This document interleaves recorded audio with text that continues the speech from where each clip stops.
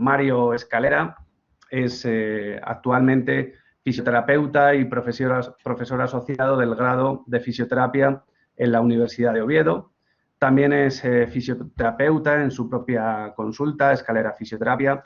Y bueno, para que veáis, tiene una experiencia dilatada, es fisioterapeuta de la selección española de natación en aguas abiertas, en categorías inferiores, y ha estado presente en varios campeonatos europeos y mundiales. Para mí es un placer que Mario esté con nosotros, aunque te haya hecho la jugarreta de que haya sido a última hora. Yo sé que estás muy liado porque, aparte de todo esto que os he comentado, es alumno de nuestro máster de terapia manual y, bueno, pues también como alumno estudiante que es, se va a enfrentar a esos temibles exámenes que tenemos y, bueno, ha querido colaborar con nosotros, ha aceptado mi propuesta de última hora y está aquí con nosotros. Le tengo que agradecer todo y, como él siempre me ha comentado, es esa ficha que siempre está disponible y que siempre está encantado y preparado para ayudar. Así pues, muchísimas gracias, Mario, de estar aquí presente y bueno, pues estoy orgulloso de que puedas llevar a cabo esta charla, ¿vale? Así que adelante, cuando quieras, puedes llevar a cabo esa ponencia titulada Terapia manual en el raquis vertebral. Bienvenido, Mario. Buenos días. Pues lo primero, no sé si darte las gracias o mandarte a las Islas Barbados por la complicación final, pero bueno, acepto gustosamente. Como sabes, me encanta meterme en líos y ando todo el día metiendo en líos, con lo cual, pues, qué menos, ¿no? Además, cuando una persona y una entidad como la Universidad Católica de Ávila y una persona como Jorge que te pide un favor de última hora, pues si se puede hay que hacerlo. Y se podía, pues se hace, sin más problema. Agradecer a Jorge la confianza depositada en mí para que os dé esta charla sobre la terapia manual en el raquis vertebral y tener la oportunidad de comentaros un poco mi trabajo con este tipo de técnica. Los predecesores, David y José Luis, la de Sandra, lamentablemente, por un problema en la clínica no he podido escucharla, las anteriores sí, y bueno, ha quedado claro que el nivel está muy alto. Son grandes doctores y trabajan de maravilla, profesores también del máster, con lo cual los he tenido como profesores y da gusto escucharlos. Yo me voy a aplicar un poco más en mi parte. Voy a ir un poco más a lo que es un poco las generalidades de la terapia manual en el aspecto clínico y además un poco centrado en lo que sería la parte de los inicios de cómo va este máster de terapia manual y cómo vamos a trabajar con la terapia manual en el raquis vertebral. Sí que es cierto que veremos que hay multitud de patologías o conocemos muchas diferencias estructurales y patológicas a nivel de los diferentes puntos del raquis, a nivel craneal, craneocervical, dorsal, lumbar, lumbopélvico. Yo voy a intentar mezclar un poco todas, dar unas generalidades no específicas de decir, oye, pues en el tratamiento del dolor lumbopélvico, pues tenemos estas opciones, sino que un poco la combinación de todas. Es decir, estas opciones que tenemos nos valen para el tratamiento del dolor lumbopélvico, para el tratamiento a nivel dorsal, tratamiento a nivel cervical, obviamente con diferencias, pero bueno, esto es, creo, yo entendí, me gusta empezar por dar una aproximación a lo que es la terapia en sí y a la técnica manual.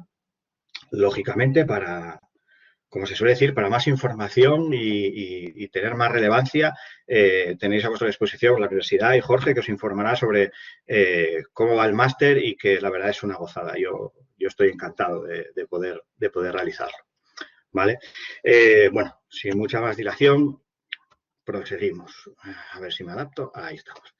Bien, la terapia manual, a mí me gusta empezar por la definición que tiene la Asociación Americana de Fisioterapia, del año 2003-2004, en la cual las define como las técnicas de terapia manual que consisten en un amplio grupo de intervenciones pasivas por parte del paciente, en las que el fisioterapeuta lo que emplea son sus manos para administrar unos movimientos precisos diseñados para modular el dolor, incrementar el rango de movimiento articular, reducir o eliminar el edema del tejido conectivo, la inflamación, la restricción, inducir una relajación, mejorar la extensibilidad del tejido contráctil y no contráctil y mejorar la función.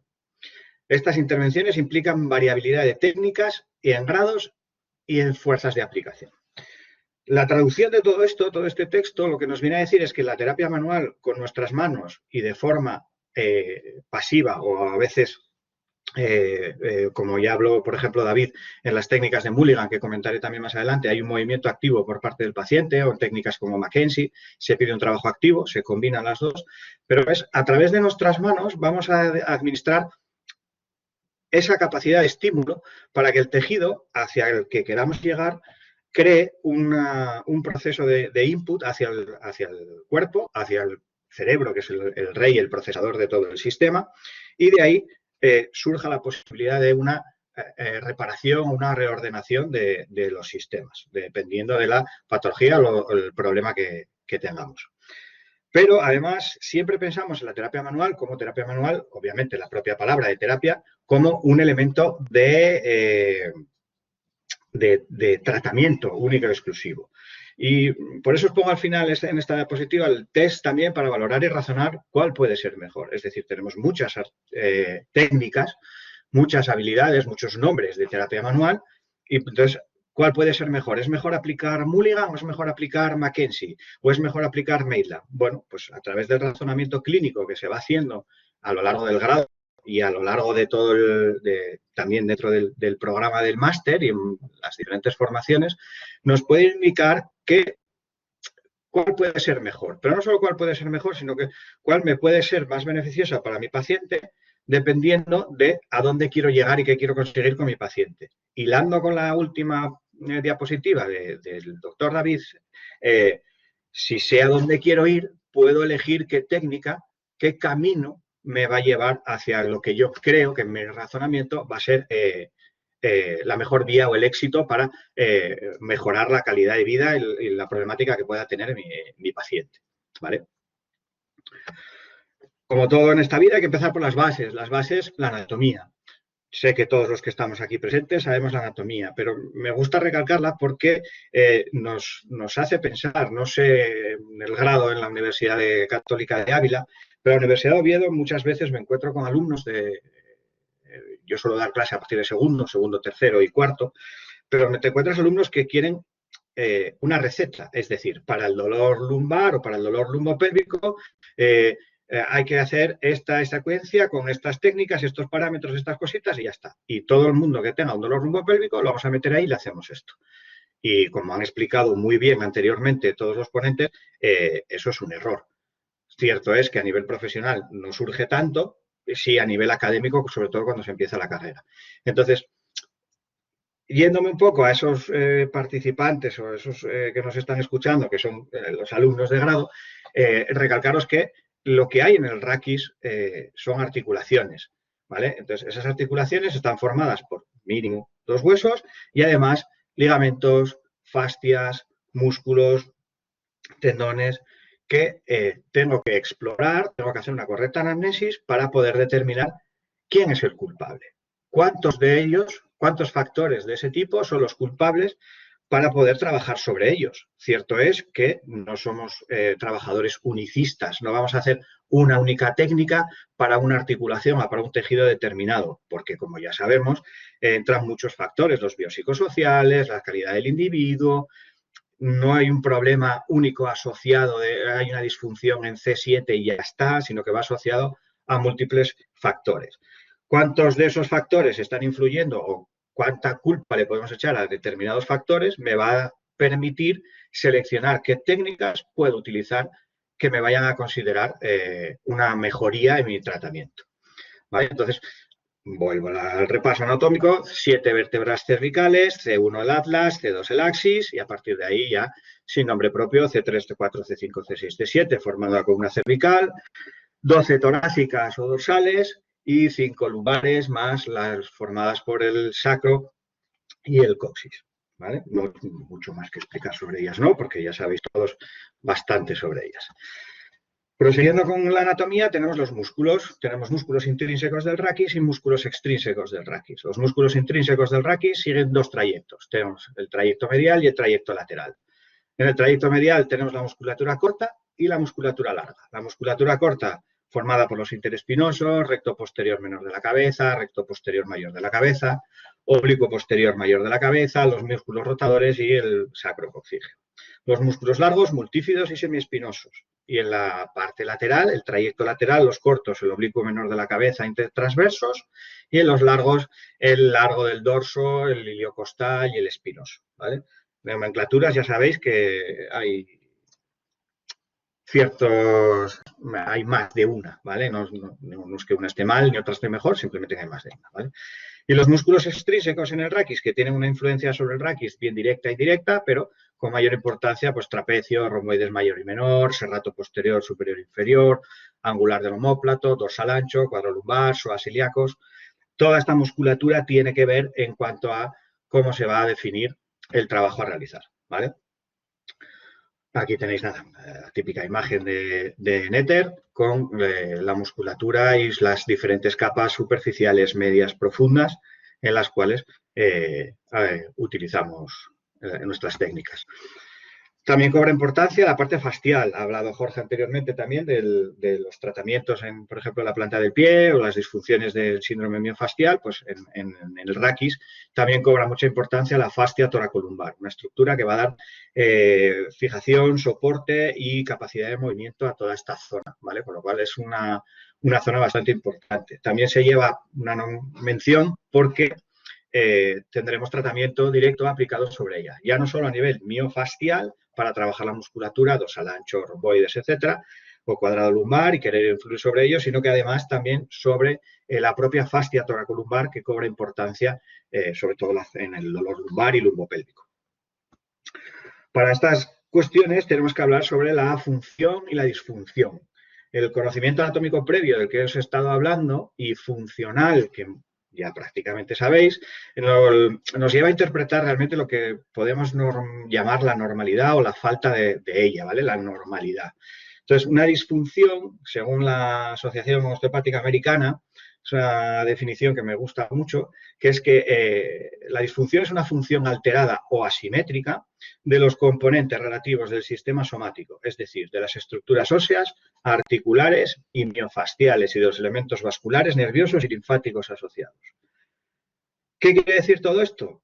Pues que una disfunción, un cambio en un funcionamiento de una estructura que esté alterada o que sea asimétrico, de todo lo que conforma el sistema del aparato locomotor, es una disfunción. Entonces, a la hora de tratar, ¿solo voy a tratar la vértebra C7? No, tendré que tratar la vértebra C7 más las estructuras articulares ligamentarias, más la capacidad miofascial que tenga de influencia sobre esa disfunción, los elementos vasculares que podamos trabajar, el trabajo sobre el sistema neural, con el trabajo de la neurodinámica o el trabajo sobre los vasos linfáticos. Con lo cual, a la hora de hacer un tratamiento con terapia manual, me voy a centrar en todas las disfunciones posibles. Voy a valorar, voy a hacer un razonamiento clínico para llegar a cuál puede tener más competencia, pero voy a seguir trabajando con todas ellas.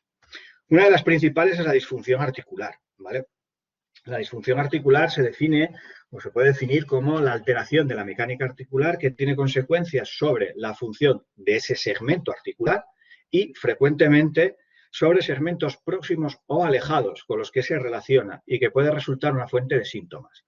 Es decir, esa función alterada o asimétrica a nivel articular puede ser a nivel articular solamente en ese segmento, C7-T1, o puede ser que esté relacionada C7-C4 o puede ser que esté relacionada C7-T3 por comunicaciones ligamentarias, por comunicaciones fasciales, por comunicaciones musculares.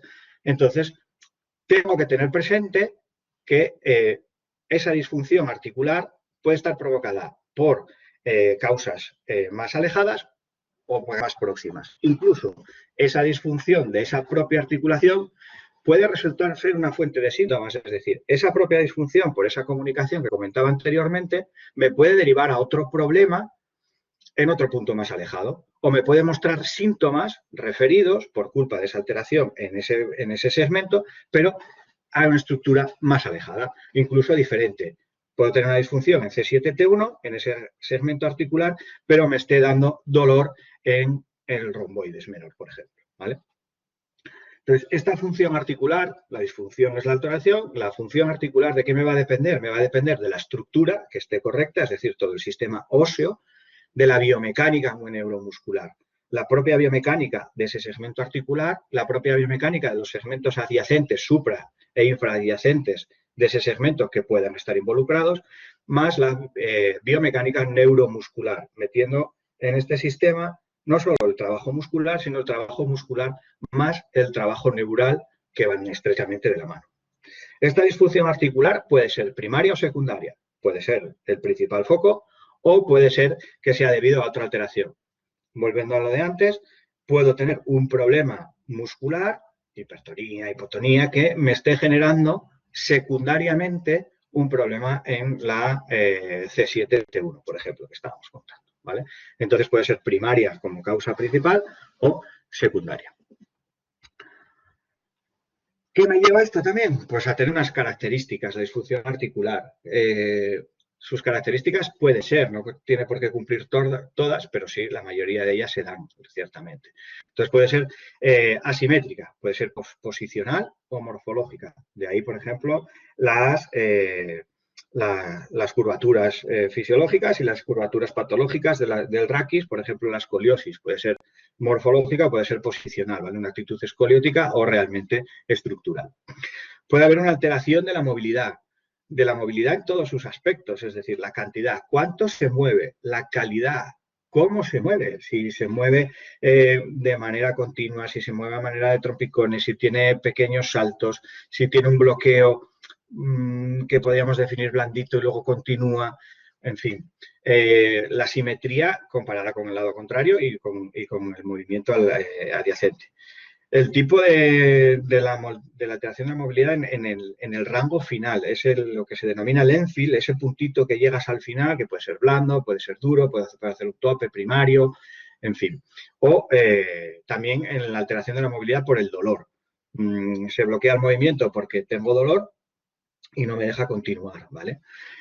También se produce una alteración de la actividad muscular. Ya vimos anteriormente que la alteración del segmento de la disfunción articular me puede llevar a la musculatura que está asociada a problemas de ello.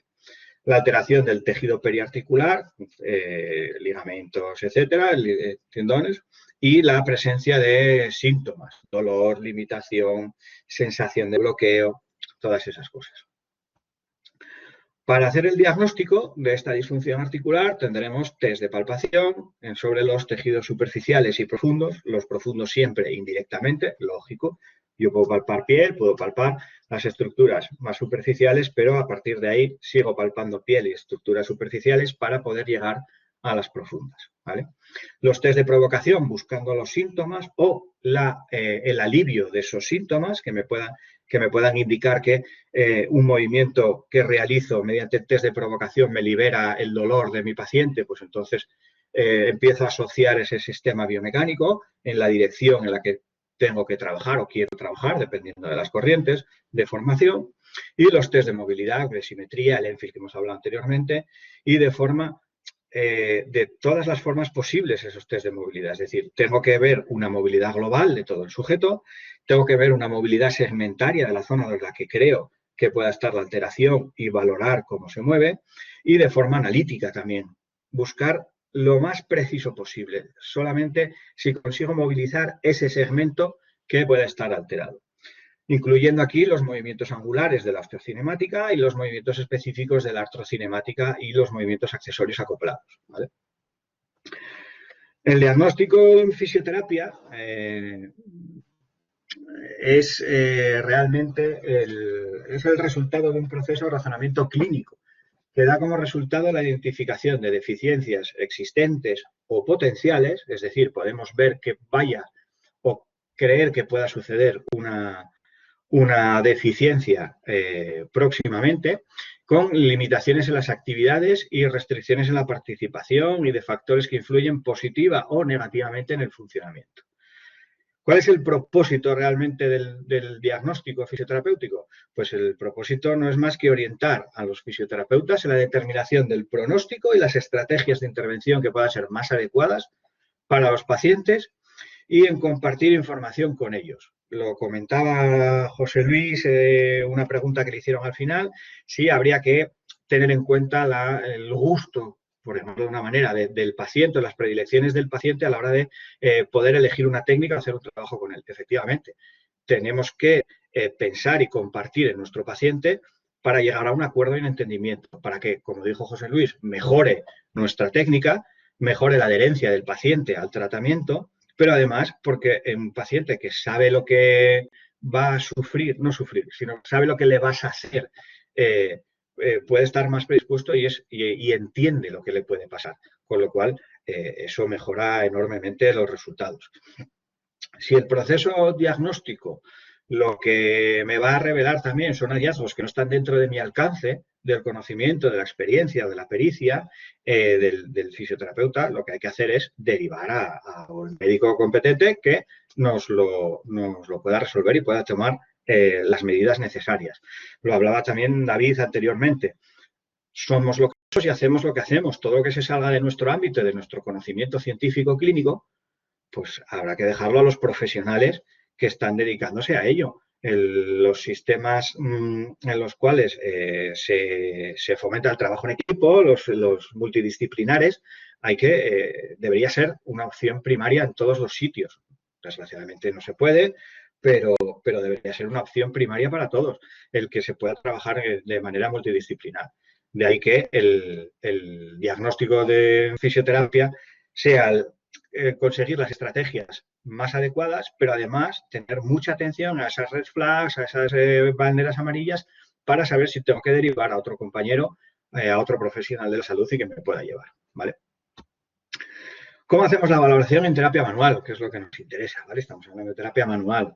Pues esta valoración es dependiente y va a depender de la formación y de las preferencias profesionales que tengamos. Porque dependen las terapias que nos hayamos formado, pues generalmente tenemos una predilección por una o por más de una. Lo comentaba David también antes en otra diapositiva. Había puesto primero las manipulaciones de alta velocidad, luego las movilizaciones rítmicas y luego por último el tejido blando. Y él había sido primero pues todo alta velocidad, luego rítmico y luego cada vez más importancia el tejido blando. Pues depende de lo que nos formemos, depende de las predilecciones que tengamos, esa valoración nos va a tirar siempre hacia un lado o hacia el otro. Me parece que se comentó también en la primera ponencia, pero es algo que surge muy habitualmente, que es la de un mismo problema, acudes a diferentes profesionales, a diferentes fisioterapeutas, acudes a 4 y tienes 4 diagnósticos o 4 tratamientos y valoraciones diferentes. 3 están mal y 1 está bien. No. Yo considero que las 4 pueden estar bien siempre y cuando se haga un razonamiento clínico, científico y clínico. Entonces, nos amoldaremos más. Si yo soy más de la neurodinámica, por ejemplo, pues siempre buscaré en mis valoraciones, en mis exploraciones, tendré mucho más en cuenta ese aspecto del tejido neural y posiblemente mis tratamientos inicien por un tratamiento neural mientras luego acompañe con otro tipo de técnicas. En cambio, si soy más, por ejemplo, de técnica de Mulligan, que me gusta mucho más, pues trabajaré mucho más ese reposicionamiento articular y el tejido neural pues lo dejaré un poco más de lado o desgraciadamente incluso de compañeros, o yo me pasó muchas veces también, vas dejando cosas que has aprendido en el camino porque te gustan más otras o porque te estás formando en ellas y como te estás formando en ellas, ¿qué quieres? Ponerlas en práctica constantemente. Hay un dicho, bueno, un comentario que en cursos de punción seca, pero vale para todos. Es decir, haces un curso de punción seca y automáticamente son todo puntos gatillo a pinchar. Vamos, no pinchamos un ojo porque nos han dicho que no se puede, pero seguro que a alguno ya le entró la idea de pinchar un ojito y a ver si llego al músculo lateral porque corrijo ese ojo vago. Entonces, no es así, ¿vale? Realmente la valoración, pues hay que tener en cuenta esas predilecciones, pero hay que tener en cuenta que hay más cositas, no vamos solamente a una de estas. Va a depender también esta valoración de la terapia manual en sistemas de valoración, diagnóstico y tratamiento, cada uno de sus técnicas de formación, pero además su propia gestión, ¿vale? Cómo lo va evolucionando, cómo lo va haciendo.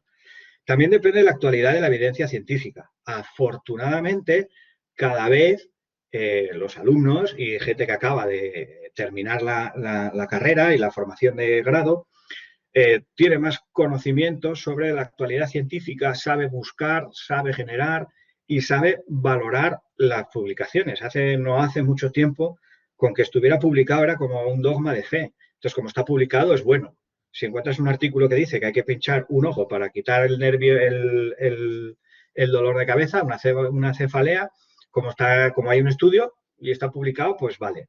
De esos estudios, ojo, hay estudios que tienen ciertos errores, ciertos sesgos, o no están del todo delimitados a la zona que se quiere trabajar y se quiere delimitar, hay que tenerlos en cuenta. Y esa actualidad de la evidencia científica también nos va a marcar el cómo valoramos. No se valora ahora mismo igual que se valoraba hace 15 años gracias a este tipo de trabajo y a gente que se dedica a investigar mucho. También esta valoración de la terapia manual va a depender de las modas y de las expectativas.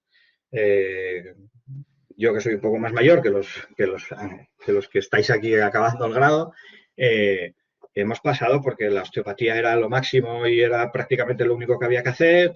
Luego hemos pasado por ciertas máquinas que eran lo máximo y era lo que había que hacer. Ahora hemos pasado hace poco por el ejercicio terapéutico, que es lo máximo, lo mejor y es prácticamente lo único que hay que hacer.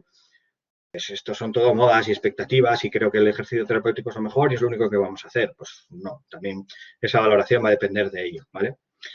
Luego tenemos los objetivos de esa valoración, ¿vale? Los objetivos dentro de la valoración en terapia manual tenemos dos opciones. Dos opciones no, porque no elijo, sino que tengo dos objetivos principales. La subjetiva y la objetiva. La valoración en terapia manual subjetiva viene dada por la anamnesis, tremendamente esencial y muy importante. Hay que hacer una buena anamnesis, os lo decimos en todas las formaciones, se dice en todos los sitios, pero al final en ciertos sitios se aprecia una falta de realización de una buena anamnesis, ¿vale? Esta es lo que me tiene que dar la identificación del problema del paciente, una identificación de los síntomas que tiene el paciente y una identificación de los posibles causantes para generarme las hipótesis, lo que os comentaba antes, quién puede ser el culpable de este dolor. Y luego tengo el objetivo, la parte objetiva de la evaluación, que es la comprobación de esas hipótesis que yo he generado, la creación de ese diagnóstico que hemos visto anteriormente y gracias a esa comprobación de hipótesis, a ese diagnóstico al que llego, crear una planificación y un pronóstico y un tratamiento. La planificación, pues general y luego mucho más analítica. El pronóstico en ciencias de la salud, 2 más 2 nunca son 4, es más, generalmente suele ser 5 o 3, con lo cual el pronóstico nos lo da la evidencia científica de la que dispongamos, nos lo va a dar la evidencia clínica de la que dispongamos, la experiencia clínica que tengamos, pero siempre puede haber modificaciones, ¿vale? Y el tratamiento que vamos a generar con este tipo. En la valoración objetiva, la exploración es la parte que nos entra. Cómo se presenta el dolor y una inspección. La inspección que vamos a tener, los factores contribuyentes que puedan generarme el dolor y las posiciones antálgicas. Tremendamente importantes porque me dan muchas pistas, muchas cositas que puedo sacar de ellas. Tendremos luego, por supuesto, una demostración funcional. Le tengo que pedir al paciente cuál es su movimiento doloroso, cuál es su problema y que me lo muestre, que me haga una demostración funcional. A mí me duele cuando llevo el hombro aquí a rascarme la oreja porque yo siempre me rasco la oreja de esta manera. Vale, pues perfecto, que nos lo haga. Yo es que tengo un dolor haciendo deporte, tengo un dolor cuando voy a sacar el tenis y hago la rotación externa y llevo el codo hacia atrás. Vale, pues necesito que mi paciente haga esa demostración funcional para poder hacer una valoración correcta. Dentro de esa valoración seguimos con los test de movimientos activos, todos los que hemos visto a lo largo de carrera, en que veremos en formaciones, en diferentes formaciones, test de movimientos activos para valorar cómo está ese trabajo, quién lo genera y cómo lo genera. El test de movimientos pasivos.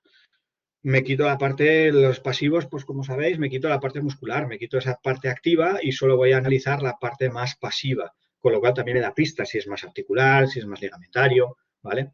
Los test neurológicos y los test neurodinámicos a nivel central, a nivel periférico, también para determinar cómo de implicada está ese tejido neural.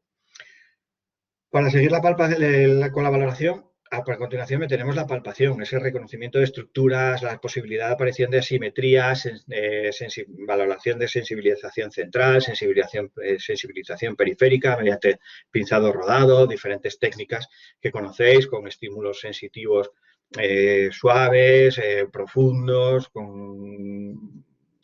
para despertar un poco del dolor o molestia, guiándonos también por mapas corporales y territorios corporales e inervados, como los dermatomas, miotomas, hematomas. También tenemos en cuenta la exploración y los movimientos accesorios articulares, dentro de la disfunción articular que estábamos hablando previamente, y la valoración del sistema motor. Dentro del sistema motor, la parte muscular que hemos visto con la demostración funcional y los test de movimientos activos, pero además dentro de eso va una valoración del control motor, del sistema del control motor. El timing de cómo se contraen los diferentes músculos y las diferentes capas, o el propio músculo de cómo se contrae para formar un movimiento, la capacidad que tiene para absorber un movimiento o para desplazar un segmento para provocar ese movimiento, toda esa parte también entra. Vale, aquí tenéis el típico mapa de Netter, también de los dermatomas, para hacer esas exploraciones que podemos hacer. Luego el tratamiento en terapia manual en el raquis. ¿Qué podemos hacer? Pues estamos con las disfunciones articulares, ¿con qué nos vamos a meter? Con las técnicas articulares. Dentro de las técnicas articulares, pues movimientos pasivos fisiológicos, los movimientos pasivos accesorios, los movimientos asistidos manuales y, por último, la manipulación articular. Todas estas técnicas van a depender de la formación y el conocimiento sobre el movimiento que hemos hablado antes, del movimiento articular y de la fisiología articular. De tal manera que podremos coger más trabajo Mackenzie, Maitland, Canterbury, Mulligan, dependiendo de la formación. Aquí ahora yo os voy a meter, vamos a hablar un poco más específico sobre tres de estos conceptos, ¿vale? A ver, sobre Canterbury, sobre Maitland y Mulligan, que persiguen un trabajo articular más evolucionado, junto con Mackenzie, ¿vale? Mackenzie también, pero bueno, era por no aburriros y creo que bastante. Pero bueno, el concepto de Canterbury responde a los principios de la artrocinemática con las reglas de cóncavo-convexo, dependiendo de qué parte articular es la que se mueve, si es la cóncava, si es la convexa, si hay un deslizamiento o no, si hay un acompañamiento, ¿vale? Interviene mucho el plano articular del movimiento sobre el que se va a trabajar, dependiendo también de las reglas del cóncavo-convexo, y lo que tratamos es de restablecer los movimientos más específicos o accesorios articulares que son necesarios para los movimientos articulares. Define que ese movimiento articular puede estar alterado porque los movimientos específicos o accesorios están fallando y no son capaces de apoyar a ese movimiento articular primario. Técnicas manuales en las cuales vamos a utilizar para la valoración y para el tratamiento basadas en este tipo de artrocinemática, ¿vale? Con los deslizamientos, las tracciones y las compresiones articulares. Dolor en determinada articulación, pues podemos hacer, seguro que os han enseñado, tracciones. ¿Para qué? Para liberar el espacio y mejorar mediante una serie de reacciones fisiológicas una modulación del dolor. Pues nacen parte del trabajo de Canterbury y Eugen en este tipo de trabajos artrocinemáticos. También la compresión articular para modular el dolor, las tracciones, los deslizamientos, el favorecer el movimiento y acompañar ese movimiento, por ejemplo, en la rodilla, ¿vale? El movimiento de deslizamiento. Canterbury, en el concepto, lo que habla es de un posicionamiento tridimensional articular, en la cual parte de varias posiciones que nos indican determinadas cosas, ¿vale? La posición 0, que es la posición anatómica, desde la cual generalmente se van a medir los arcos articulares, qué capacidad de movimiento, de movilidad tenemos. Eso que hablábamos antes, de cuánto se mueve. Luego tenemos la posición de reposo, que es esa posición en la cual las estructuras periarticulares lo que van a estar están en el estado de mayor relajación y, por lo tanto, donde hay un más rango de juego articular. Esa posición de reposo es la que me va a llevar a mayor capacidad de movimiento articular, donde tengo mayor rango, ¿de acuerdo? La posición de reposo actual, que es la posición en la cual el paciente refiere tener la menor molestia. Todos conocemos las posiciones antálgicas. Como solo me veis la parte de arriba, pues voy a poner una posición antálgica cervical, ¿vale? Entonces, un paciente que viene así, con la típica tortícolis, ¿qué me pasa? Pues es que si muevo el cuello me duele muchísimo, ¿vale? Esa será una posición de reposo actual, ¿vale? para que nos entendamos. Entonces, estas son las que me van a servir para testar o para trabajar tejidos blandos más específicos para trabajar en un movimiento o en estiramiento. ¿De acuerdo? Depende de lo que necesite, haré un trabajo. Y luego, por último, mantiene Kaltenborg la posición de bloqueo, que es aquella a la cual la cápsula articular o los ligamentos están en la máxima tensión y existe el máximo contacto entre las superficies articulares. Aquí ya no tengo rango de movimiento, estoy al máximo de todo, ¿vale? Es la posición de bloqueo, a partir de aquí ya no se mueve. El deslizamiento de la superficie articular se va a reducir de forma máxima y solo es posible una ligera separación mediante las fuerzas de tracción. Esto me va a llevar a hacer un trabajo de tracción. Si me encuentro en una articulación, valoro una disfunción articular y me encuentro con que tengo una posición de bloqueo, pues tengo que trabajar, pues tengo que trabajar, hacer una movilización en contra del sentido del bloqueo y forzarla. No. Según Kaltenborg, lo que tendré que hacer es, la única manera de conseguir un movimiento de desplazamiento ahí será hacer unas fuerzas de tracción para liberar ese espacio y poder favorecer luego el deslizamiento. Con estos grados, con ese movimiento, lo que tengo son los grados de movimiento accesorio, grado 1, 2 y 3, ¿vale? En el grado 1 es el grado de relajación, que es el que está antes del umbral de resistencia, la resistencia 1 en un diagrama, que luego tenemos. El grado 2 es aquel en el cual tengo la eliminación de ese juego articular que está entre el umbral de la resistencia y el límite de la resistencia, ¿vale? Donde me puede aparecer el dolor o donde puedo percibir manualmente ese bloqueo o esa sensación de que empiezo a llegar al endfield, ¿vale? Pero sin llegar a él. Y el grado 3 es el grado 3 en el cual tengo el estiramiento. Es decir, aquí lo que se pretende es superar ese límite de resistencia, ese R2, con la intención de ¿qué? De desplazar ese límite para favorecer y tener un aumento de la amplitud articular, ¿vale? Estos grados son los que se van a utilizar con la intención de disminuir esos síntomas de dolor o paliar esa disminución del rango articular, ¿vale? Por último tendríamos la hipermovilidad, que bueno, otro factor, otro tipo de movimiento, otro grado. Aquí tenéis el esquema clásico de Kaltenborg, donde tengo el movimiento en grado 1 accesorio, que no tengo tensión en los tejidos ni la parte articular. La amplitud de movimiento máxima que voy a conseguir, que es en el grado 2, que es cuando pongo la puesta en tensión de todo el tejido. Y el grado 3, en el cual a partir de aquí lo que gano es en trabajo de estiramiento para favorecer ese deslizamiento, ¿vale? ¿Qué uso terapéutico le voy a dar a estos grados de movimiento? Pues le voy a dar, en el grado 1, lo que voy a conseguir es una disminución del dolor. Movimientos vibratorios y oscilatorios. Simplemente. Movimientos de vibración y movimientos oscilantes dentro de ese grado 1 sin llegar a tensión. ¿Para qué? Para disminuir el dolor. Lo que voy a buscar es esas movilizaciones pequeñitas, sin casi darle tensión al tejido, bueno, sin darle tensión al tejido para modular el dolor. Lo que voy a tener aquí son pacientes en los cuales obviamente tienen una alta irritabilidad y están muy doloridos. Al mínimo puesta en tensión del tejido periarticular o de la propia articulación manifiestan dolor. No puedo darles un masaje severo, no puedo hacer unas presiones profundas porque lo que voy a hacer es perpetuar esa sensación de dolor y voy a tener un disconfort con el paciente, no va a estar cómodo y no voy a conseguir los objetivos, ¿vale? Entonces, con este grado 1, disminución del dolor. En el grado 2, ya trabajo para un aumento del rango articular. Ya el paciente ya no está tan sensible y me deja trabajar un poco más. ¿Qué voy a tener aquí? Pues los movimientos accesorios de tracción y de deslizamiento para poder trabajar esa tracción que hemos visto anteriormente para pasar de la posible situación de posición de bloqueo y mejorar ese trabajo del deslizamiento. También voy a conseguir aliviar el dolor, pero ese alivio del dolor solo se va a producir en la zona del slack. El slack es la curvatura que tiene en náutica, se llama slack, la curvatura que tiene la maroma de un barco, la cuerda que lo ata al puerto. Entonces el slack es esa curvatura que tiene. Si no tiene curvatura, reduzco el slack, lo tengo en tensión máxima y si tengo mucho slack, lo tengo en curvatura máxima, no hay tensión, ¿vale? En el grado 2 solo voy a conseguir esa parte de disminución del dolor o del trabajo del dolor cuando en esa zona del slack. No voy a pasarme al estiramiento, no voy a llegar a la zona de transición, simplemente me voy a quedar en esa parte de un slack jugando con él, de darle un poquito de tensión, pero sí llegar al final. Esto lo que va a hacer es aumentar o mantener un movimiento trabajando cerca de esa zona de transición de paso al estiramiento, pero sin llegar a sobrepasarlo. Porque en estos pacientes lo que se observa es que en ese punto de transición es donde aparece el dolor, donde suele aparecer más la molestia. o el punto de llegar a una posición a lo mejor de bloqueo en el rango articular, con lo cual me voy a quedar justo en esa zona para favorecer la amplitud del movimiento.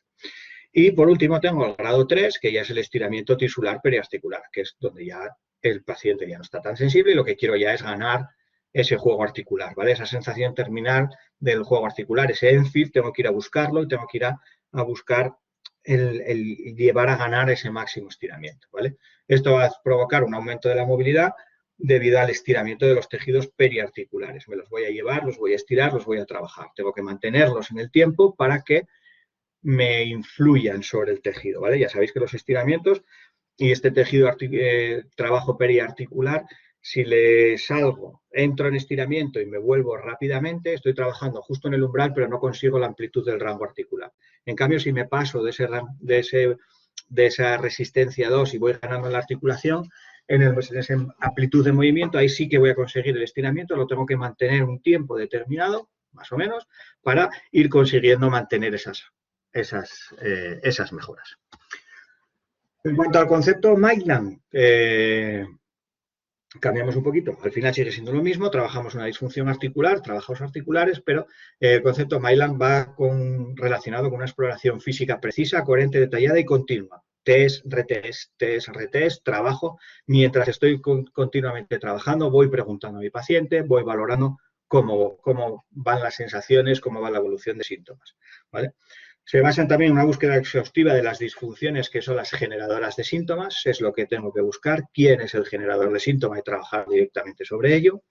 Y trabaja también con la relación del signo-síntoma. Si tengo un signo, me tiene que dar un síntoma. Y eso es lo que voy a trabajar. Voy a buscar esa relación signo-síntoma, qué es lo que puedo objetivar, qué es lo que me produce mi paciente y sobre eso voy a trabajar, ¿vale?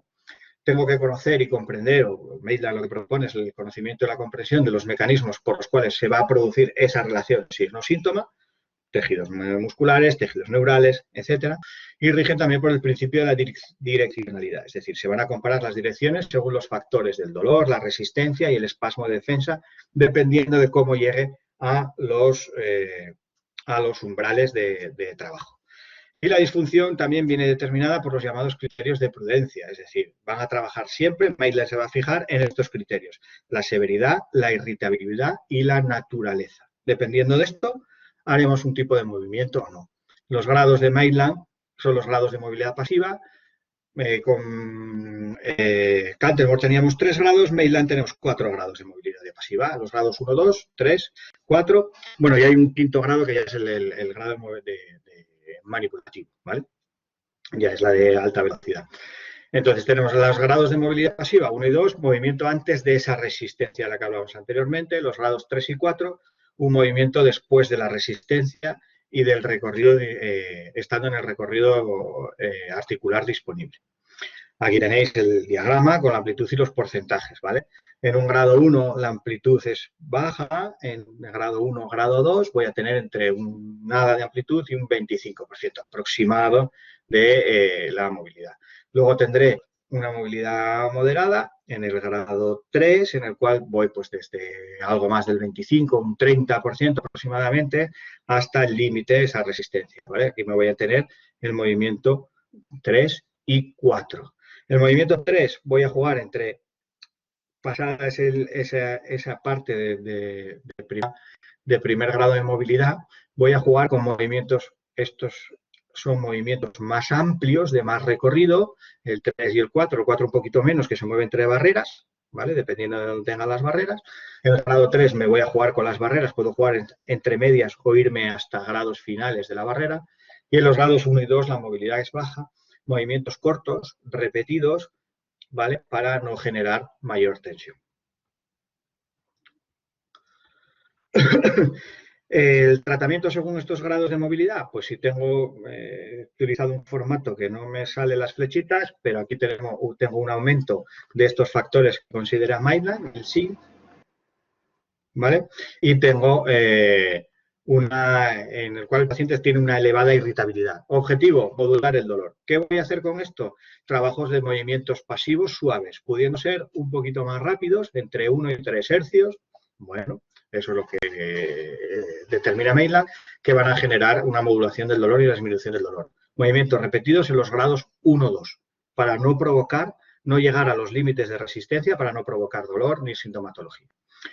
Tengo una disminución del SI, tengo una baja irritabilidad, los objetivos que voy a tener va a ser modificar la resistencia de estos tejidos y alargarlos si estuvieran cortos, con lo cual voy a tener unos movimientos pasivos firmes, más lentos en los grados 3-4, pero con amplitud de movimiento, ¿vale? Van a ser más largos, los voy a buscar ese posible estiramiento del tejido que está corto. Y por último, en muy baja irritabilidad, podríamos utilizar también la manipulación de alta velocidad en grado 5, pero bueno, eso nos interesa un poquito menos. En la aplicación práctica de Maitland y sus principios de aplicación, tengo que valorar bien pues, la posición inicial del paciente, buscar si tengo una alta irritabilidad, tener una posición indolora, si tengo una baja irritación o irritabilidad, buscar una posición en la cual tenga un final de rango articular para moverme más cerca de esos límites que estaba buscando. Valorar el tratamiento de la amplitud o la intensidad de la movilización, pues según la irritabilidad y el grado de movilidad. Puedo jugar con grados 1, 2, 3, 4 o llegar al quinto. Maitland también trabaja con el ritmo, la velocidad y la duración de la movilización, las oscilaciones entre 2 hercios aproximadamente, 2-3 hercios, entre 30 segundos a 5 minutos de aplicación y entre unas 2-3 repeticiones. Bueno, aquí las recetas que ponen cada uno, que luego pueden ser relativamente modificables, ¿vale? Luego, si tengo una alta irritabilidad, el trabajo será más lento, dependiendo del grado y la profundidad, menor tiempo de quedarme quieto en esos movimientos, y si tengo una baja irritabilidad, los movimientos serán un poco más rápidos, dependiendo también del grado de la profundidad y durante más tiempo buscando esa barrera de estiramiento, ¿vale? Las técnicas han de ser indoloras, ¿vale? Siempre. Ojo en los pacientes con la elevada irritabilidad, por eso los movimientos 1-2 para modular el dolor simplemente, no buscar nada más, solo mejorar el dolor. Y las técnicas, la utilización de técnicas provocadoras de dolor tienen que ser en los pacientes que tienen baja irritabilidad y que lo que presentan es una limitación, ¿vale? Para buscar un poco más esa movilidad. Otro concepto del que os quería hablar, que es el concepto Mulligan, que también se ha comentado anteriormente en las otras presentaciones, son técnicas de movilización pasiva con movimiento fisiológico activo, ¿vale? Hay que buscar la discapacidad específica del cliente, es decir, el movimiento que le duele al cliente, que lo llama Mulligan, al paciente, y tiene que ser un signo que es comparable y específico. Esto me lleva a un gesto o un movimiento o una actividad que provoca el síntoma y voy a buscar los fallos posicionales articulares que puedan aparecer tras una lesión o deformación que van a provocar dolor y restricción del movimiento activo. El rango de movimiento va a estar limitado o bien por una resistencia o bien por un dolor y va a provocar una insuficiencia muscular. Esto es publicación de Vicencino y Mulligan del año 2011, ¿vale? Que voy a tener también que estas técnicas ¿a qué me van a llevar? A un reposicionamiento articular de las diferentes componentes articulares, mientras que el paciente realiza un movimiento previamente sintomático. Es decir, ¿qué va a hacer mi paciente? El gesto que le duele. Me duele la rotación de la cabeza a la derecha, no puedo mirar hacia la derecha. Voy a buscar un reposicionamiento articular mediante los diferentes componentes articulares para intentar que ese movimiento de mi paciente sea menos doloroso o incluso no doloroso, ¿vale? Tiene efectos y consecuencias neuromusculares, actos fisiológicos descritos también en diversos artículos, y los principios biomecánicos son muy parecidos a los de Kaltenborn, ¿vale? Todos vienen más o menos de la misma raíz. Y es un método funcional. El paciente está trabajando a la vez que le estamos aplicando la técnica. El tratamiento, pues la identificación de ese movimiento que le duele al paciente, que provoca los síntomas o que por lo que se aqueja nuestro paciente y viene a consulta. Dolor, mareo, limitación de movilidad. Hay que seleccionar la técnica, el movimiento accesorio más el movimiento activo, excepto en una de las técnicas que tiene Mulligan, que se llama los NAC, que es el deslizamiento apofisario natural, en la cual se va a mantener la posición, ¿vale? Pero a partir de ahí, pues se trabaja con ese movimiento accesorio más el movimiento activo del paciente. Hay que adaptar la técnica al paciente, al punto de aplicación, a la dirección y a la intensidad. A partir de aquí se irá jugando con todos estos valores. Una vez que realizamos la técnica, se vuelve a reevaluar ese movimiento que generaba los síntomas y valoramos si ha disminuido, si utilizamos una escala EVA, si utilizamos un goniómetro para medir el parámetro que utilicemos para poder reevaluar si hemos mejorado o no hemos mejorado. repetir la técnica y, por último, hay que enseñarle al paciente las técnicas que le realizamos para que haga un autotratamiento, ¿vale? La escuela de Mulligan, también la de Mackenzie, defienden mucho el autotratamiento, que el paciente sea capaz de trabajar. Habréis visto vídeos de Mulligan con las cinchas o con una toalla o con una cuerda enseñándole a los pacientes cómo hacer la técnica, ¿vale? Pues cuando desarrollemos técnicas de Mulligan nos enfocaremos en enseñarle al paciente el autotratamiento. Las técnicas utilizadas por Mulligan, los NAS, que ya os comentaba antes, los deslizamientos apofisarios naturales, los mantenidos son las snacks, las snacks en sentido contrario, ¿vale? Que son las reverse snacks, y la movilización con movimiento, la movilización de la columna con movimiento activo de la extremidad, teniendo en cuenta que puede participar la parte de una de las extremidades, superior o inferior, en el movimiento que genera el dolor. El tratamiento de aplicación práctica, los principios de aplicación. Lo primero que hemos dicho, pues ausencia del dolor, no reproducir los síntomas del paciente ni con la palpación, ¿vale? Simplemente hay que buscar cómo colocarse para favorecer ese movimiento, pero que no tenga dolor. Las anomalías posicionales o los problemas de trayectoria articular, el dolor, la rigidez, deben ser anomalías biomecánicas, ¿vale? Y en ese caso, técnicas de reposicionamiento para restablecer esa normalidad previa.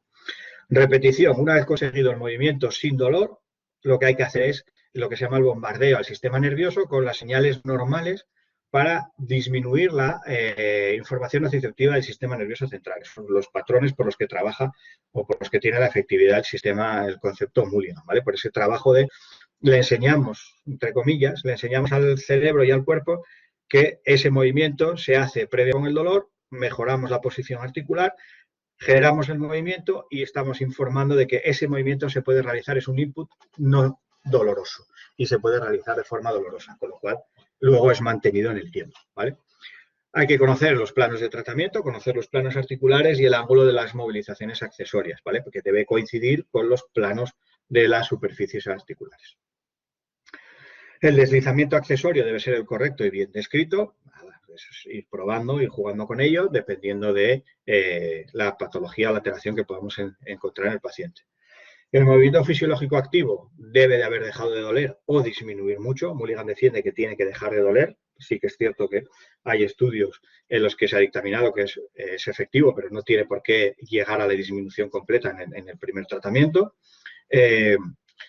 Si no disminuye el dolor, hay que adaptar la técnica. Puede ser que algo estemos haciendo mal. Hay que variar el ángulo de empuje, la fuerza con la que estoy imprimiendo el movimiento correctivo, la posición de mis manos o de la cincha, lo que estoy utilizando, y volver a repetir. ¿Cuántas veces, si lo estoy haciendo, vamos a decir que lo estoy haciendo mal porque no estoy consiguiendo lo que quiero y mi razonamiento clínico me ha llevado a que la técnica de Mulligan sería correcta para mi éxito? Mulligan defiende un máximo de 4 intentos, no forzar mucho más. Si no lo consigo en 4 intentos, hay algo que se me está escapando, estoy haciendo mal el razonamiento clínico o la técnica no es la adecuada, ¿vale? Si el dolor se elimina, hay que continuar entre 6 y 10 repeticiones, parar, darle un descanso y volver a reevaluar. Después del descanso, reevaluar y si no ha mejorado, continuar hasta otro máximo de 3-4 series para volver a disminuir el dolor, ¿vale? Luego, el trabajo de frecuencia, hay que educar al paciente para hacer las automovilizaciones y que trabaje en casa. Y cada técnica se realiza aproximadamente pues, en 3 series de 6-10 repeticiones. Luego hay que respetar el periodo de descanso para volver a reevaluar. Sabemos que estamos metiendo un estímulo, pues hay que dejarle que el proceso siga su curso, recupere un poquito la normalidad y para volver a reevaluar. Una evaluación constante de los signos y síntomas. Mientras voy realizando la técnica, le voy preguntando al paciente cómo se encuentra, si disminuye el dolor, si nota alguna tirantez, alguna molestia, algo por ahí para estar constantemente evaluando. Y la progresión del tratamiento irá, una vez que consigo ese movimiento sin dolor, pasaré a las sobrepresiones, pasaré a un aumento de fuerza, a un aumento de nivel de dificultad del movimiento fisiológico de la acción dolorosa y en aumento de la frecuencia de los sets. Es decir, paso de tengo un movimiento doloroso, corrijo para tener un movimiento no doloroso, le aumento la presión sobre ese movimiento para llegar a los rangos finales, que sería Maitland 4, sería Kaltenborg 3, ¿vale? Como veis, al final el trabajo articular es trabajo articular. A partir de ahí aumentaré la fuerza en el movimiento, aumentaré el nivel de dificultad de ese movimiento y el aumento de la frecuencia y de los sets, ¿vale? Por último, nos queda hablar un poco de las disfunciones del tejido blando, músculo, con hipertonías, hipotonía, bandas tensas. Todo esto pasa un poco por alto porque creo que las articulares siempre quedan un poco más ahí. Se habla algo de ellas, pero no del todo, mientras que en carrera hablamos mucho y trabajamos mucho sobre el sistema muscular, ¿vale? Síndrome del dolor miofascial, con trabajos de inducción, de Pilat, con trabajos de manipulación de la fascia de la escuela de Stecco, ¿vale? Grandes, la parte de Stecco me gusta mucho, es muy anatómico, muy funcional y funciona bastante bien, a mí me gusta mucho. Y luego tenemos las disfunciones también, las neuropatías y el dolor neuropático, ¿vale? Lo que conlleva el tejido neural. Ese tejido neural, que la importancia que tiene en las disfunciones es el diagnóstico, ¿vale?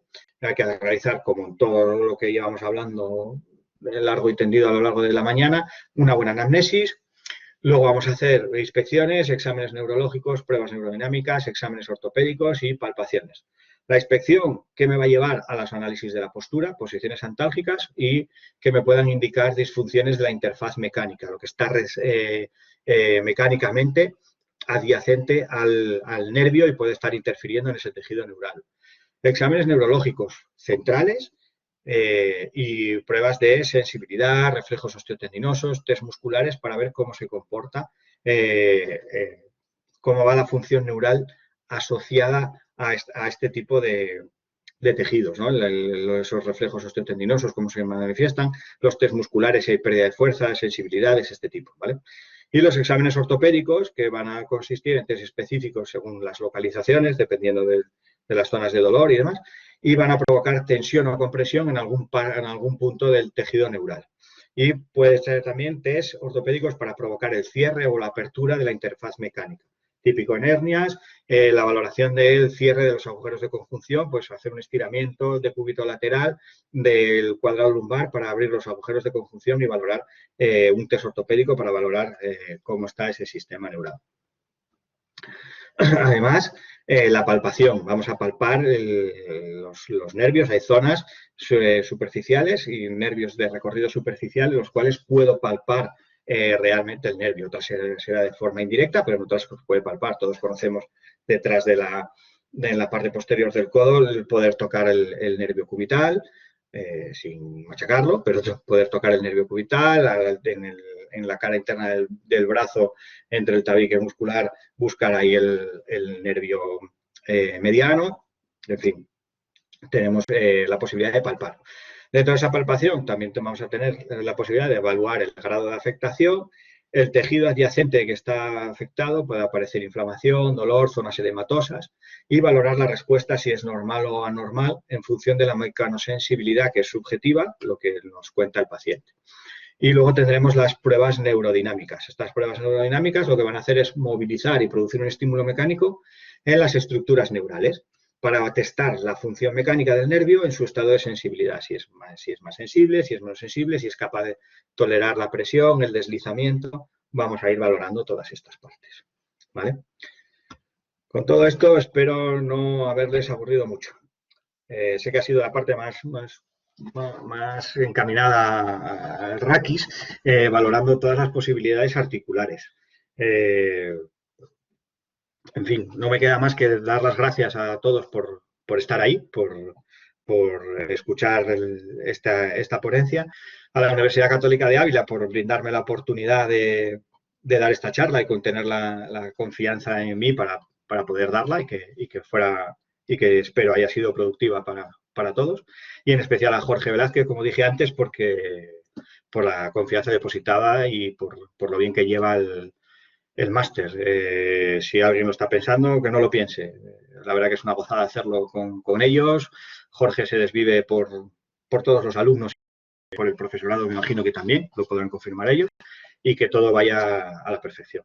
Así que sin más, de todo corazón, muchas gracias.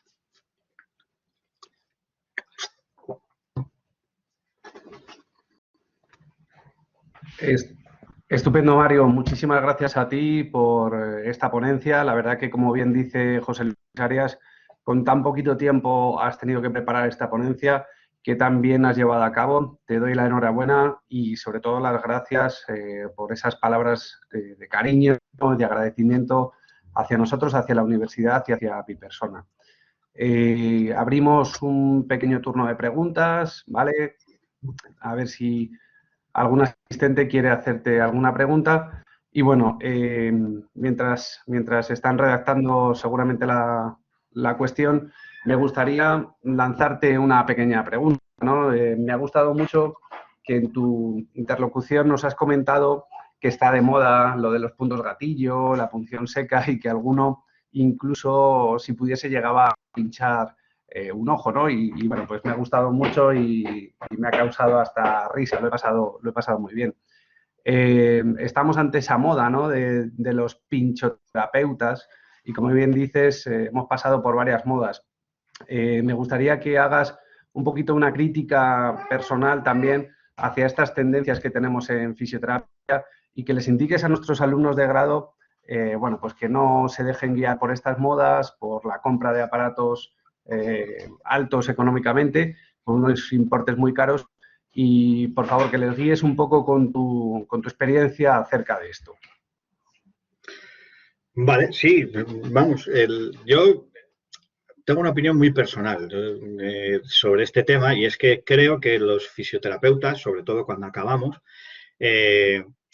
pasamos por dos fases. Una, la fase del superego, he aprobado la carrera y yo sé de todo y soy de lo mejor. Y como soy de lo mejor, quiero lo mejor. Y creo que la fisioterapia es una profesión que es altamente influenciable por las marcas y casas comerciales. Esto nos lleva a que, pues como soy lo mejor, lo más novedoso. ¿Qué es lo más novedoso en fisioterapia? Pues yo qué sé, la ecografía. Pues me voy a comprar un ecógrafo. Uno cualquiera, no, me voy a comprar el mejor ecógrafo que existe y me gasto una pasta. Como me he comprado el ecógrafo, ahora tengo que hacer ecografías absolutamente a todo y me olvido de la parte que he aprendido en la carrera. Es decir, yo les insisto mucho a mis alumnos en la Universidad de Oviedo que la universidad es una base, construyes los pilares para luego seguir formándote. Afortunada o desgraciadamente en esta profesión, hay que seguir formándose constantemente. Entonces, la carrera universitaria, el grado, lo que te va a dar es un pilar para que tú cojas todo lo posible. Intentamos tocar todos los palos posibles científicos, clínicos, para que luego cada uno siga su camino por donde quiera. Entonces, ¿qué pasa? Que las marcas, oye, te venden pues ese ecógrafo o ahora está de moda las técnicas invasivas, entonces hay que formarse en técnicas invasivas y como me formo en determinadas técnicas, siempre quiero hacer esas y quiero ponerlas de manifiesto y como me las venden, no me las venden, pero como las formaciones son buenas y la calidad son buenas, pues al final casi acabo intentando hacer solamente eso porque me he formado en eso, me he gastado un dinero y tengo que sacarle provecho. Y me olvido de cosas que aprendí en la carrera. Por ejemplo, algo que me pasa a mí y me pasó a mí hasta hace muy poco. El hecho de decir, yo me gustan mucho las técnicas invasivas, trabajo con electrólisis percutánea terapéutica, trabajo con neuromodulación percutánea invasiva, pero sí que es cierto que me di cuenta que también gracias al máster de que había muchas cosas de trabajo neurodinámico que hacía hace 10 años que las he dejado de hacer. Y ahora he volcado ese trabajo neurodinámico en que la aguja me haga ese trabajo. Pues hay que darse cuenta de estas cosas y decir, oye, pues espera, vamos a hablar de tejido neural. Bien, ¿puedo ponerle una neuromodulación con una agujita allí puesta y el tejido diana? Perfecto.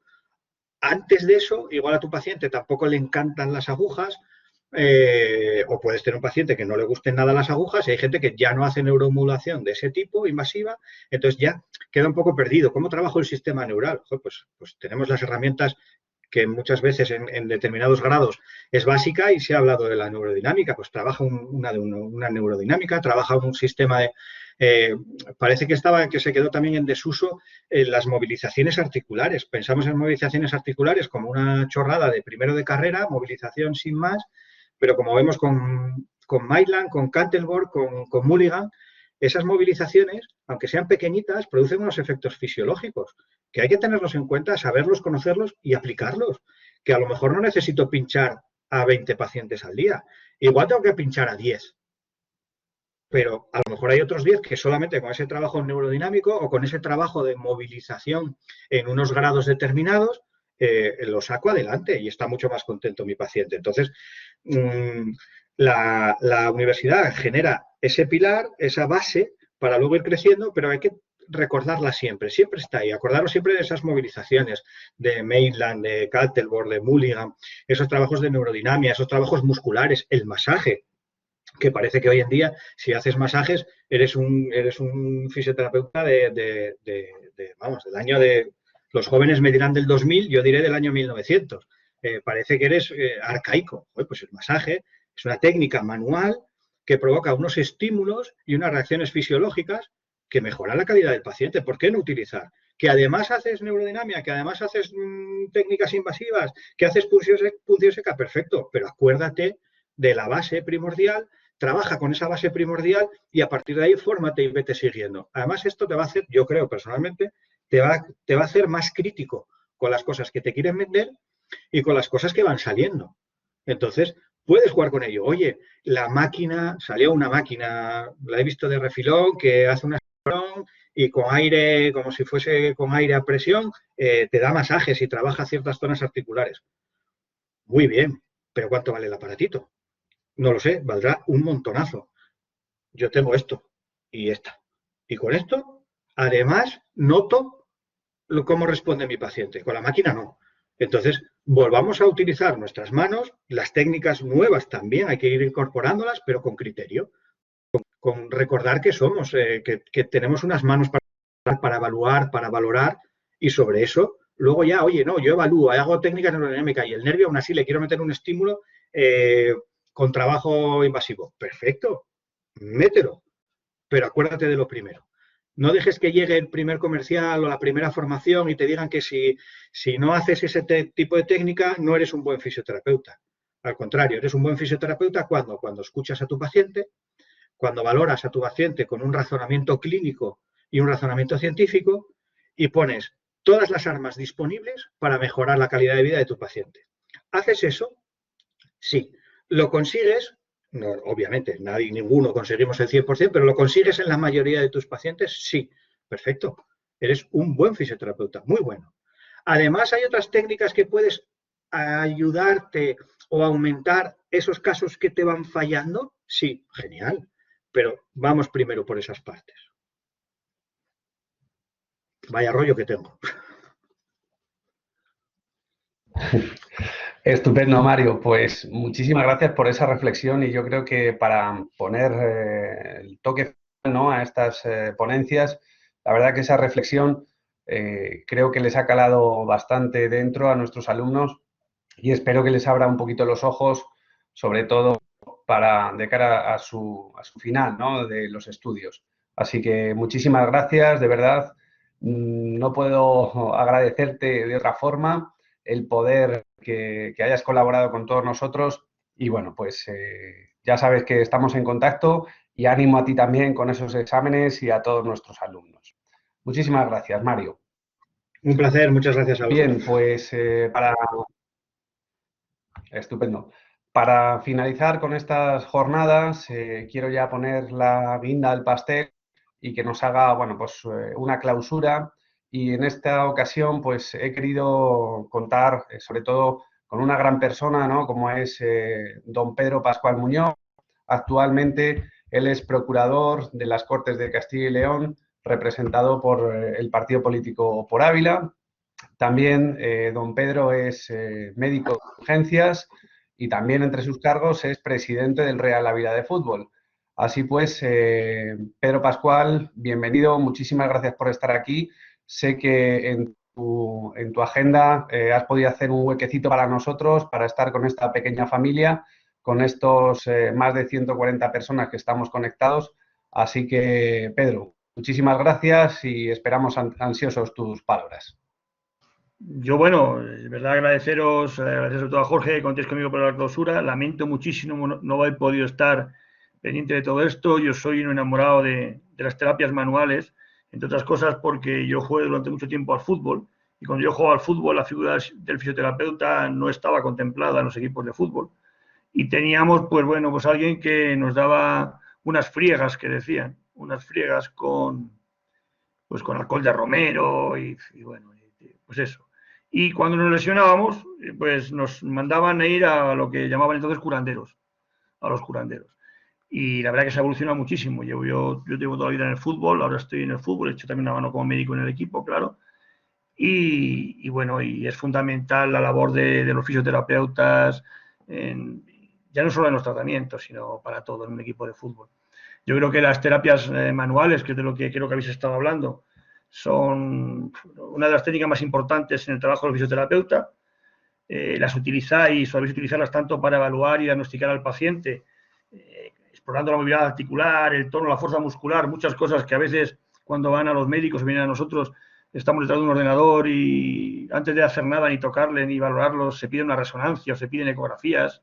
Entonces yo creo que eso hay que seguir retomando, como lo último que he oído, el contacto con el paciente y bueno, y es fundamental para el diagnóstico. Y luego, claro, es fundamental también en el tratamiento, con el masaje, las movilizaciones, manipulaciones articulares.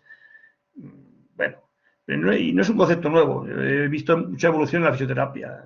Se dice por ahí, o he leído alguna vez, que los primeros documentos escritos datan de China hace 3.000 años. Pero bueno, aunque yo creo que no se estructuró esta profesión y fue en Suecia en el 1813 y luego en España se ha reconocido para los ATS en 1957, creo recordar. Pero sí que es verdad que bueno, es la labor que entonces se hacía cuando yo empecé a trabajar de médico en los pueblos y se hacía algo de esto, lo hacían los practicantes. No tenía nada que ver, claro, con la profesionalización y los conceptos que tenéis vosotros ahora. Y yo creo que mira, tenéis que estar muy orgullosos de la profesión que tenéis y sobre todo yo creo que a nosotros los sanitarios y particularmente en el ámbito deportivo en el que yo me muevo, los beneficios son muchos, son muchísimos. La terapia manual relaja la musculatura y las contracturas, reduce el tiempo de recuperación muscular en los jugadores, previene también las lesiones, da incluso mayor estabilidad a la recuperación muscular y disminuye también mucho el cansancio, la fatiga, mejora la movilidad, reactiva la circulación sanguínea y linfática cuando tienen problemas. Yo creo, y aparte, bueno, vosotros es vuestra profesión, es fundamental para proporcionar ese estado de relajación que producen las terapias manuales, pues reduce el estrés, la ansiedad y, bueno, y en estas circunstancias en las que estamos, combate también el insomnio. Y además, es muy importante el contacto que está ahí, no solamente vuestras manos, escucháis, habláis y, bueno, o sea, muchas veces hacéis hasta de psicólogos. Sí que, bueno, iba a ser breve porque veo que hay muchos que se están ya desconectando, supongo que estáis cansados y yo estoy aquí también en otro curso y simplemente quería, pues bueno, agradecer a Jorge su invitación para esta clausura, agradecer a todos los participantes, ponentes que hayáis estado. Yo creo que, ya te digo, lamento no haber podido estar presente, pero creo que tiene que haber sido de mucho interés, puesto que creo y mal no recuerdo que la UCAF ocupa el 20 puesto, me parece. He visto en la revista Forbes de mejores universidades de España en 2021.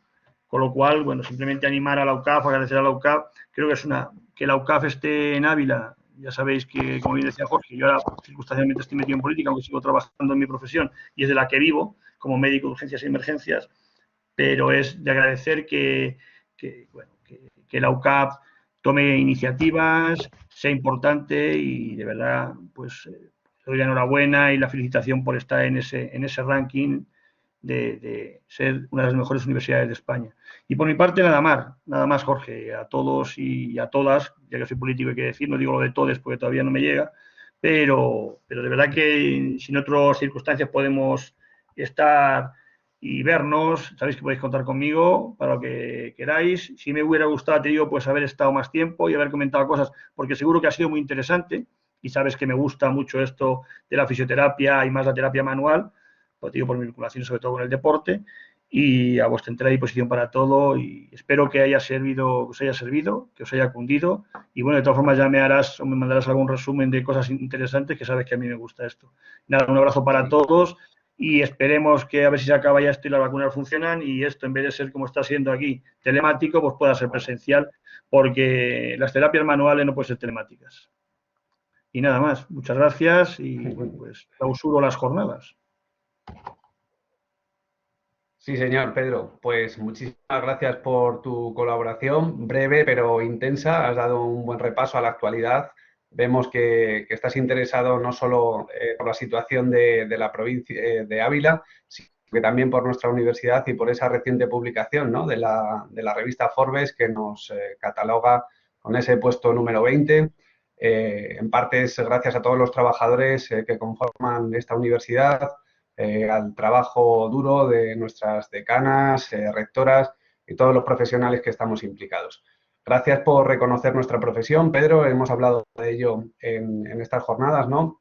Ese enfoque multidisciplinar y esa buena relación que tenemos que llevar con vosotros los médicos, que siempre ha habido pues como algo negativo, ¿no?, en esa relación. Pero nosotros a día de hoy nos estamos basando en esa evidencia científica y gracias a eso pues tenemos una estrecha relación con vosotros y tenemos que, bueno, llevarlo a cabo e ir puliéndolo poquito a poco porque queremos también que nuestro peso como fisioterapeutas en el ámbito sanitario esté presente. Así que te agradecemos tu presencia con nosotros, Pedro, y nada, has puesto el broche final y la guinda al pastel. Así pues, muchísimas gracias a todos los asistentes, a todas las personas que han hecho posibles estas jornadas, a todos los trabajadores de la universidad, incluidos el servicio de soporte técnico, que son los que hacen que estas jornadas se hayan llevado a cabo, como bien dice Pedro, de forma telemática. Y os animo a todos a seguir estudiando un poquito de terapia manual porque la verdad que es necesario y nuestros pacientes lo van a agradecer. Muchas gracias a todos. Gracias por estas séptimas jornadas y nada, nos vemos en las próximas jornadas. Un abrazo, cuidad mucho y estudiad que están ahí los exámenes. Ánimo, hasta luego, chao.